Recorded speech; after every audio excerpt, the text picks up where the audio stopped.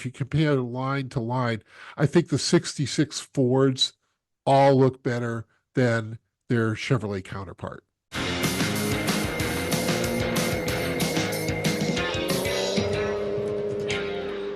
Welcome back to Car-Pinionated, our weekly show on cars, the car industry, and driving in general.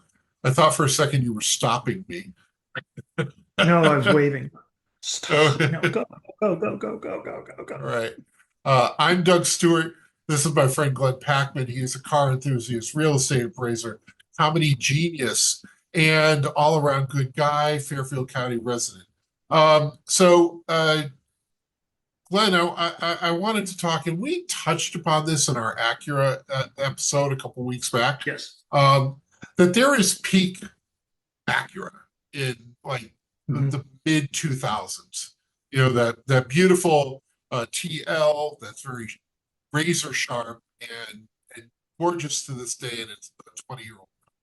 Um, and it got me to thinking like a lot of different brands have a peak time in Mhm. there in where everything comes together. So first off, define for me what you see as being peak for a car brand.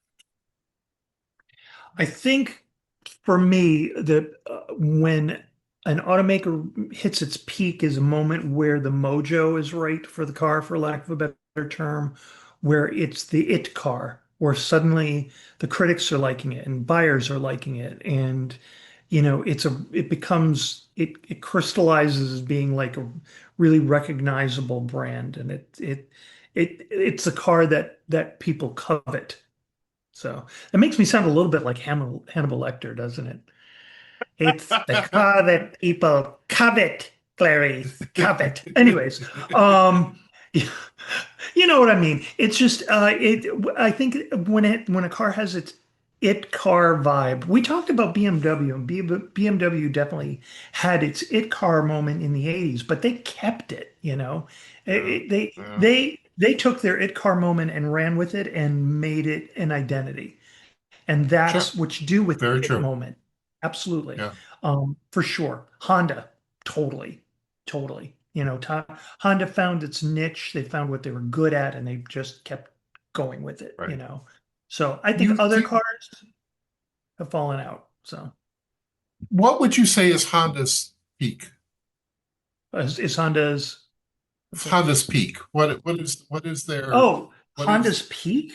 I don't know. yeah, They're still going strong. I mean, yeah, I don't think it's fair to say Honda has a peak because they re-up their line so drastically all the time, you know.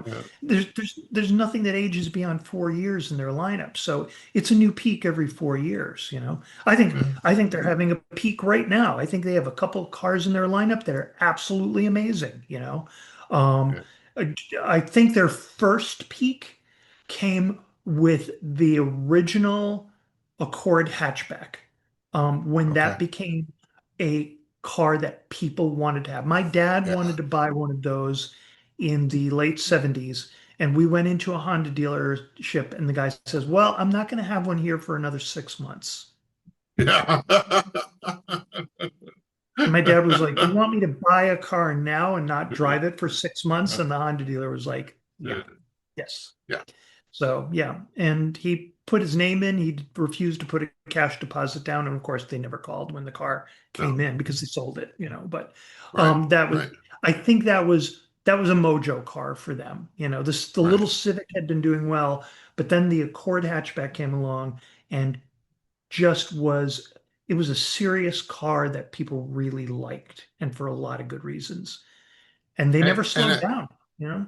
and what I think works best for Honda is that they started with that, what was it, 600 something. It's a very Yeah, tiny yeah, little little, thing. yeah. And then Mhm. and then the Civic comes along and they play well in that sandbox for a couple of years, and then the Accord, and then everything just kind of, a couple of years later they roll something else out, like, hey, let's make an SUV, and let's make a Mhm. smaller SUV, and they just keep You know, I think they're very, and I think they have to be because they're really singular. They're on their own.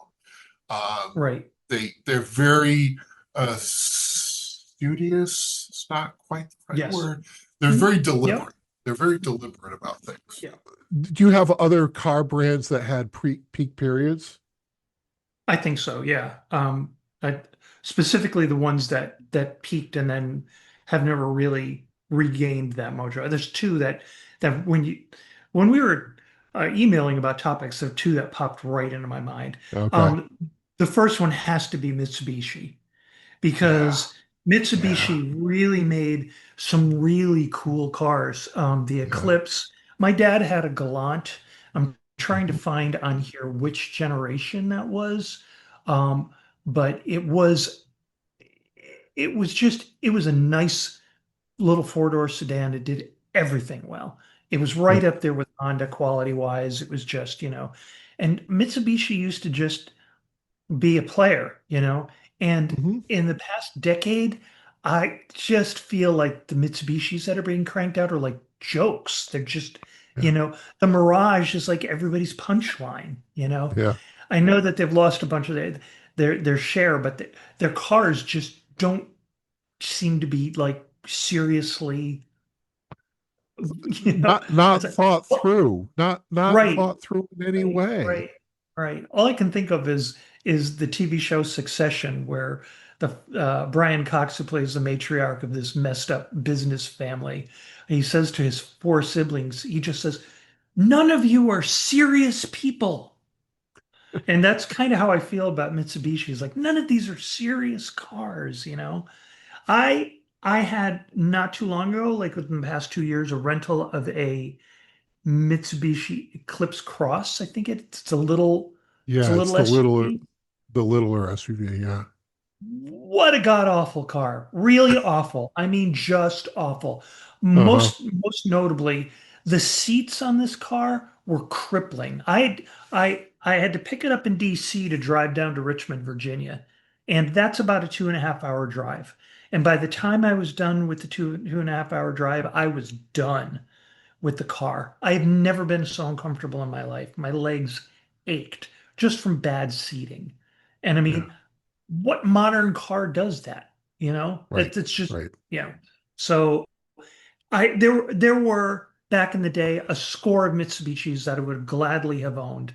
And Right. The Eclipse as a sports yeah, car, the yeah. Montero as an SUV, the Montero Sport, Mm, the like you said, the Galant, mm, just really outstanding in their market. Not great sellers because they didn't have a dealer right, network, but right, they right. were there. Um, I would agree with you on the current lineup, which is really I think just two. It's the they I think they still make the Yeah. let's see. It They just make an Outlander Sport, and an Eclipse Cross. That's what they don't sell the Mirage anymore.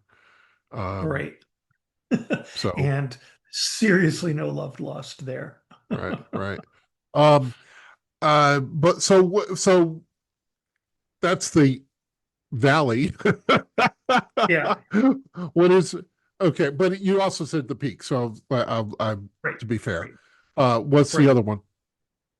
Um, Nissan Okay. has had a lot of peaks and valleys. Mhm. I'm thinking back in the early 90s when the Sentra SER was one of those Okay. it cars. It was Right. just, Yep. and with very good reason.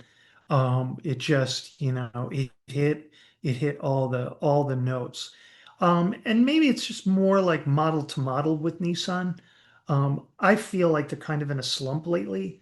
Maybe Yeah, that'll change. I'm hoping the Xterra sort of provides a little bounce. Yeah. The original Yeah. Xterra was another sort of peak car. I'm thinking one of those big iconic cars for me was when they came out with the whole idea of the four-door sports car for the Maxima. Yeah.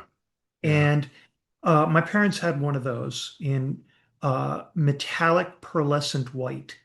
And what a car. I mean, I think it had a V6 under the hood that was Yeah. it was thunderous. There's It was just, that three. Nissan has this family of 3.5 liter V6s that are just yeah, it was that. phenomenal engines. Yeah. Yeah, it really Uh, was. It was a great car, super comfortable, borderline luxury, yeah. but still, what a great car. What an absolutely great car. And that was another peak moment for Nissan. And Yeah. they've had models here and there, but for the most part, Well, most of well, you continue, but I have like a 2 year window for Nissan. But go ahead. I just the last few Nissans that I've been in have all just screamed cheap to me. So Yeah. I had rental of a Nissan Rogue Sport, which is the Yeah. smaller, not the big, Yeah. not the full size Rogue. And I think I described it to you as a car that was aggressively mediocre. Like it almost felt like the pursuit of this car was to be exactly in the middle of the road. It was like, Right. we are going to try absolutely hard and devote all of our energy to being a C student. It just, there were certain things that were about it that were great, and then there were other things that went all the way back to like 1990. It just, Right. I was I can't even say I was disappointed because the car was so middle of the road. It just it it's felt like they were striving to not leave any sort of impression. Right. It's And aggressively we test mediocre. aggressively mediocre, right? And that's exactly what the car was. I've had a few of those in my day. The early Kia Optima Yeah. was I had one as a rental car, perfectly comfortable. I was in Texas for a week for business and got around no problem at all. I don't remember anything about the car other than that it was just okay. There it was. Yep. It Yep. didn't look like anything special. It didn't drive like anything special. It was just like, I'm a car. Yeah. Yeah. So how do you Meets describe yourself? expectations. Yes, Meets meets expectations. meets expectations. Right, Yeah. right. It's like, Yeah. so car, how do you describe yourself? Well, I'm a car. Thank you. Thank you. That's all I needed to know, right? It just so. We test drove a Nissan Altima, the one with the Buck Rogers tail light assembly. Yeah. Um, that's gonna fly. Only a certain number of you out there are gonna understand what I'm talking about, but those of you who do, it had sort of like the turbo jet kind of rear end to it, and not a Yeah. bad looking car as far as the Altimas went. The quality of the dash just looked so cheap, and it Yeah. had Yeah. the worst brakes I've ever driven in my life. Just terrible. We were seriously considering buying one, and Bill and I drove it together, and he's like, I am not buying this car. He hated Yeah. it. And and forgive I love my husband. He knows next to nothing about cars other Right. than what I've told him. So, but Right. he formulated his own decision on that one. And that's saying a Yeah. lot, when the amateur steps away from it going, ugh, this car felt cheap. Yeah. So Yeah. Nissan, peaks and valleys, for sure. We're gonna go to a break, and I'm gonna come back with a couple of mine, and we can talk about Okay, those. So we'll be right cool. back. All right.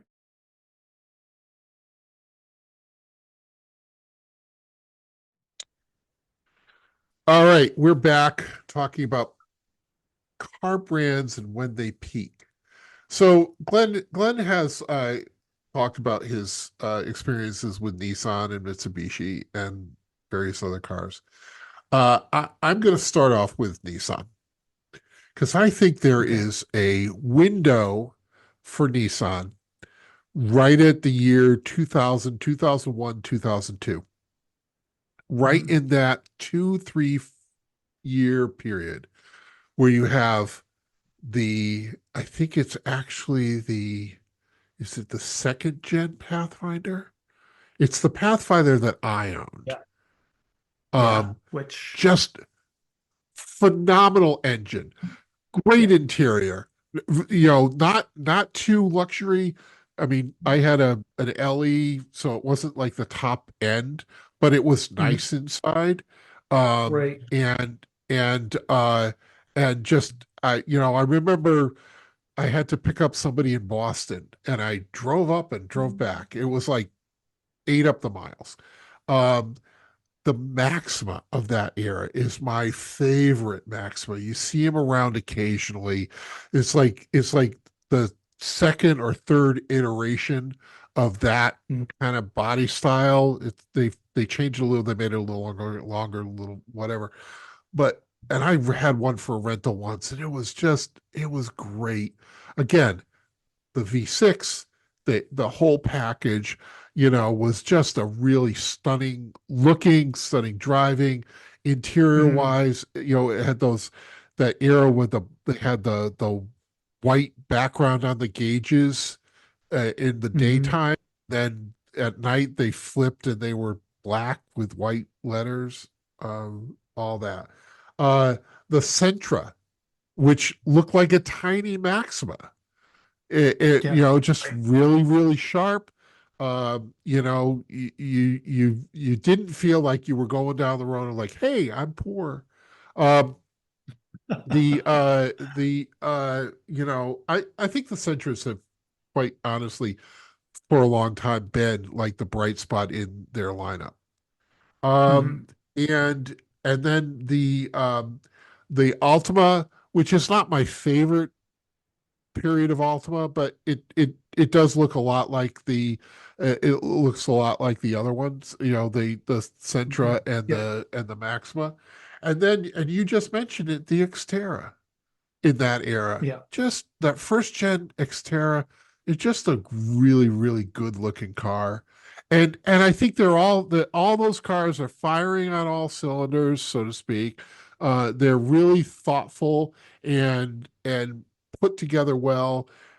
I've there's parts of me that regret getting rid of my Pathfinder. I needed to, but because it was old enough to drive itself. But I still look at him. I see him occasionally, and just it's my favorite era of Pathfinder. Um, Yeah. I'm going to go back a little bit farther for this next one. Uh, I'm looking at the 1966 Fords. Mm. So if you're Henry Ford or Lee Iacocca is sitting in the glass house, I think that's what they call it, the glass house in Dearborn, and you're looking down and they've lined up all the 1966 Fords. Think about what you got there, right? You had the first LTD, um, a classic car, you know, very 60s, very slab sided, very crisp, vertical headlights, just just a nice looking car. Then and which also begets the Country Squire, which is the name that Ford Right. wagons have used forever. The wood paneling on the sides, the Fairlane, a really nice looking mid-sized car. It's got it has enough character from the bigger Ford, and it's a little bit smaller. And again, a full, it has a coupe, it has a wagon, it has a convertible, and all this. The Thunderbird of that era, while a little bit Mm. gaudy, is a very nice looking car. Um, the Mustang, which at that point is like it's been on sale since 64.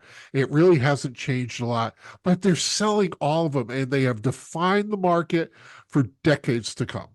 They just have, Right. that this is the benchmark for everything that comes after. It's not a great performing car, but it's selling like hell and it looks great. And then there's a new Falcon that year, which is a shortened on the Fairlane platform. It was just a crisp looking. It doesn't have a lot of connection design wise to the other ones, but it's just really and it's sort of peak American automotive too.